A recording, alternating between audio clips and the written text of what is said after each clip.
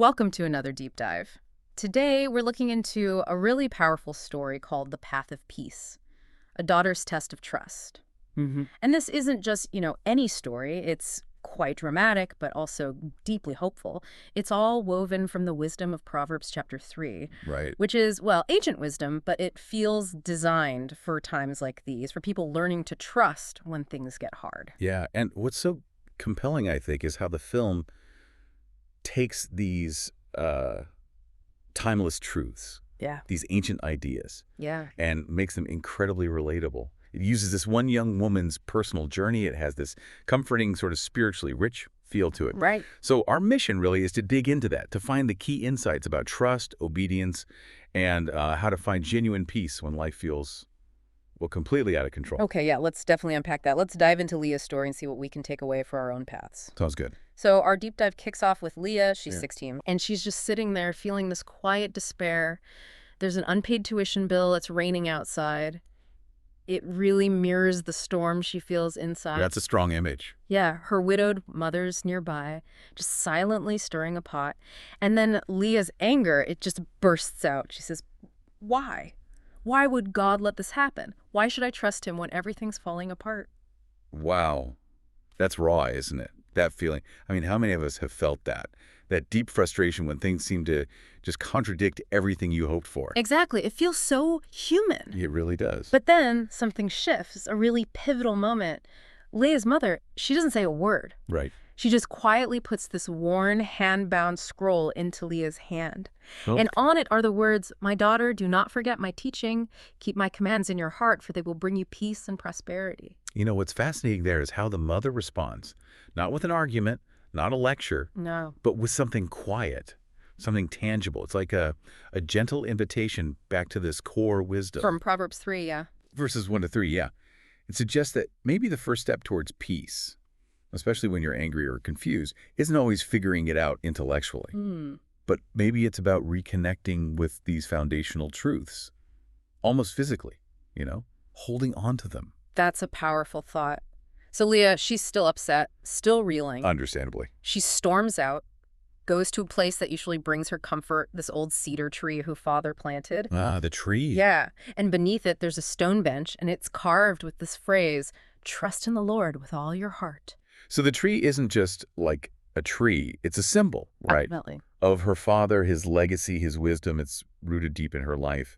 And that phrase immediately points us further into Proverbs 3, doesn't it? Verses 5 and 6. It does. Lean not on your own understanding. Exactly. Don't rely just on what you can see or figure out. Right. And then we get this flashback. We hear her father's gentle voice saying, even when you can't see what he's doing, trust. Don't lean on what you know.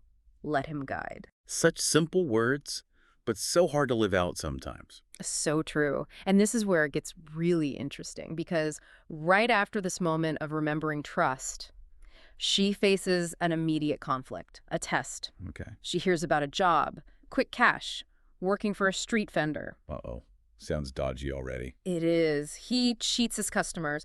But her friend pushes her, says, look, you'll have the tuition money by Friday. God helps those who help themselves, right? Ah, that old line, the classic temptation. Solve it your way, the quick way. Exactly. It's that pull towards taking control, even if it means compromising.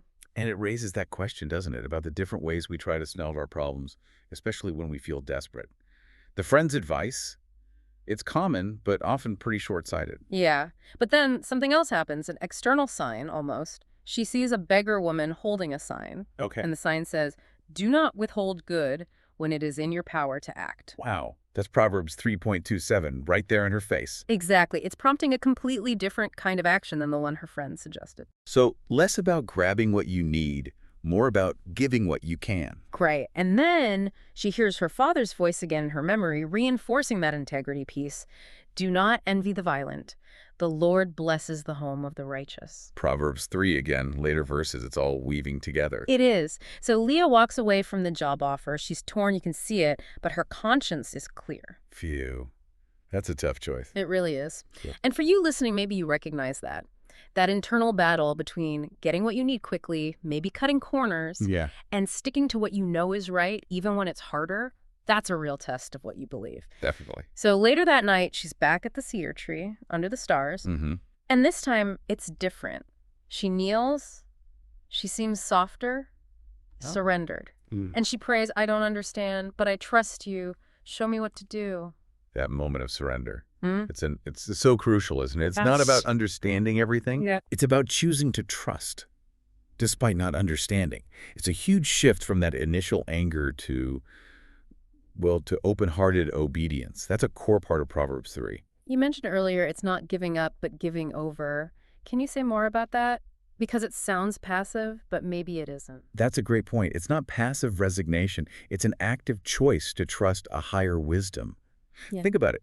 She's not just saying, I quit. She's saying, I trust you. Show me. Ah, okay. So it's an active plea for guidance. Exactly. It's releasing the burden of needing to have the solution herself and opening up to receive direction. It's a strategic pivot, not apathy. Okay, I see that. It's powerful. And as she's there, the wind rustles, the moon's shining. She reopens that scroll her mother gave her, and the words she reads this time seem to speak directly to her whole situation. Honor the Lord with your wealth, then your barns will overflow. Proverbs 3, verses 9 and 10. Linking honoring God with what you have to abundance. Yes. And then, do not despise the Lord's discipline, for he disciplines the one he loves. Verses 11 and 12, those are vital too. They completely reframe hardship. It's not abandonment. Right. It's presented as a loving father's guidance. Correction, maybe, but rooted in love. That shift in perspective is huge. Yeah. It allows for tears of peace, not just sorrow. A complete turnaround from where she started, and this surrender, this shift in perspective, it leads to something tangible, a breakthrough. Okay. The very next day, she goes to the community library and applies for a scholarship, one she'd apparently almost overlooked before. Huh. Interesting. Sometimes the answer is right there. Exactly, just waiting for us to be open to seeing it. And 2 weeks later, she gets it. Approved, tuition covered, even books included. Wow. A direct, practical blessing right after that moment of surrender and renewed trust. It really feels like cause and effect in the story. You know, when I read that part about the scholarship she almost missed, it really struck me how often solutions might be hiding in plain sight. Yeah. Waiting for us to shift our focus, maybe, Yeah. away from our own striving and towards other possibilities. Yeah. So the deep dive kind of wraps up with this visible transformation in Leah. We see her walking to school. It's clearly a new season for her. And she's wearing the cedarwood necklace her dad carved for her. Ah, connecting back to the tree, to his wisdom. Yes.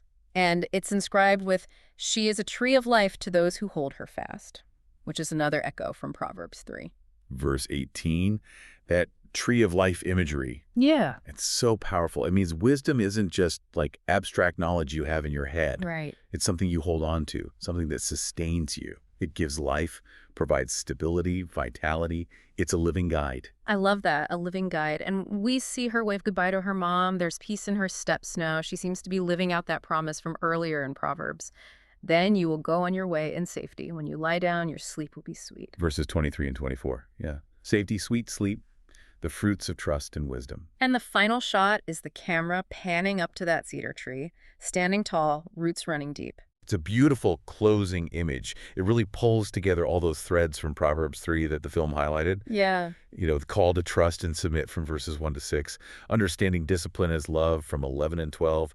Wisdom is that tree of life from 13 to 18. And that practical stuff about integrity and humility from verses 27 to 35. It really covers a lot. It does. It paints this holistic picture.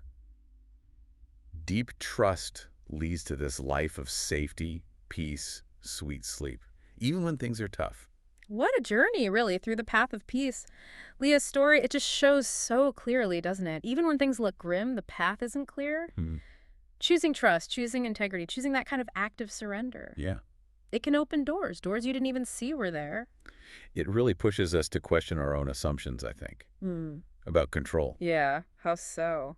Well, we tend to think we need to grip things tightly, manage everything. But maybe letting go in the way Leah did actually leads to more peace. And unexpected provision, like the scholarship. Exactly. Sometimes the bravest action is just releasing your grip. So, thinking about all this, what part of Leah's story really stood out to you listening? How did these ideas, these principles of trust and wisdom, how might they connect with your own challenges, your own unpaid tuition bills, whatever form they take? And maybe consider this final thought. If wisdom truly is that tree of life, like Proverbs